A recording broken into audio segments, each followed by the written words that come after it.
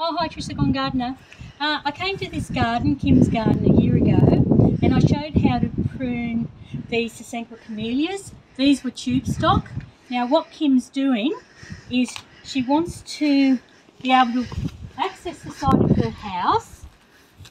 So eventually, she actually wants them to grow up over her head in a little arch thing to walk through. So we don't have to worry about that at this stage because they're so young. At this stage we're just going to make them bushy. So I'll show you how to prune this. So this one was tube stock, and at the top of the garden there she planted three Sasanquas that were in 7-inch pots. So they were in 170mm pots. So they're a bigger, more established plant, and these are okay for tube stock. So for 1.5 years growth it is. They're not too bad for tube stock. So we don't have to spend too much time on it.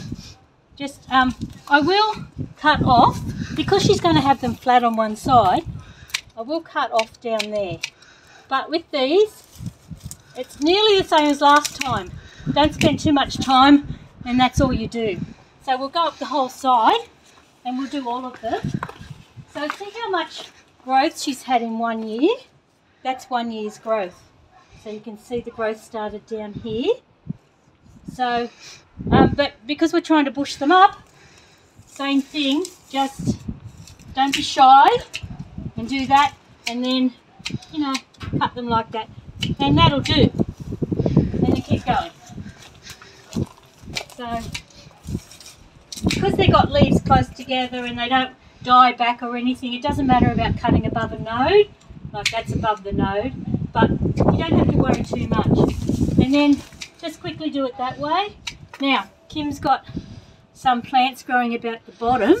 It's best not to have the competition because camellias are shallow rooted. Now, they've got a deeper root than these plants. Now, what she's got here is a mixture of some native ground covers that have just naturally grown. So this Commelina, yeah, this has a blue flower. This is a bit hard to control after a while in gardens, because by the time you fertilise it, it makes a good environment for it. So you're best off trying to get this out, and to get it out you have to pull out the roots and all, because it grows from a leaf, the stem, the root and seed. So try and keep it under control. Kim's going to do that, and you can keep some of it in here in this space, it's fine, but the Commelina I would try and get rid of because it's way too hard to control. But this glycine, this little plant here, another Wollongong native, yeah, you can try and control that if you like and use it as a ground cover. The Commelina is also a native, an Australian native plant. Yeah, so that one's done. Let's go up to this one. Now look, this hasn't performed as well, so we're just going to do this. Not too much thought to it. That'll do for that for this year. So what you've got to do after you do this is give them a feed. So you can give them a feed, a light feed of blood and bone or a camellia fertiliser like Kahuna, but they don't need much feed.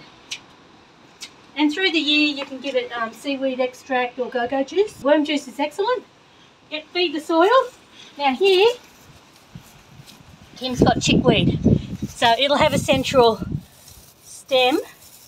So just got to keep that under control too. And here, another native Pratia underneath. That's got a pretty blue flower or white flower. I think I planted that one. Yeah. So just get the chickweed out at the central stem.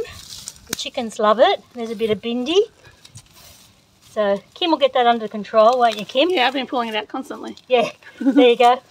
It's not up this end as much. Yeah. Oops, sorry, my finger's in front. So, same with this one. This is another one that was grown from tube stock, so it's really grown pretty well.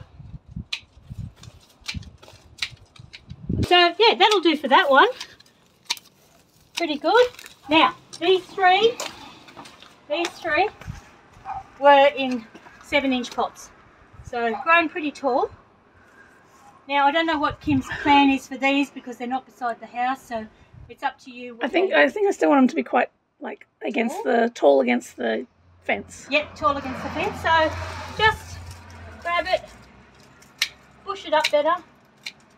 You want it like a hedgie? Yeah, a bit. Hedgie. And then just cut every single tip. Well, you don't have to get every tip at this age.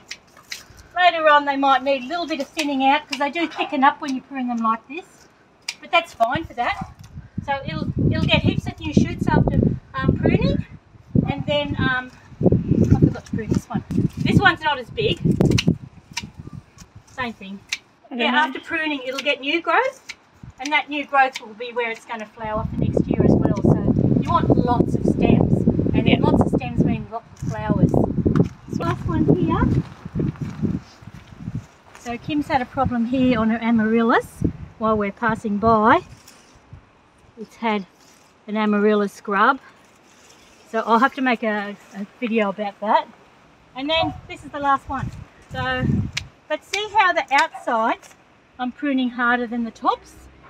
You want the sides to be pruned a bit lower, just for aesthetic reasons. And then the top, yeah. You could prune one stem at a time if you want, but you know, just to save time, do that. And then that's it. That's all you have to do for the job for the year. I'll just fix up this one. See how this one, it's a bit funny looking. I've made it a bit of a flat top. So let's just make it different heights. So it doesn't look funny.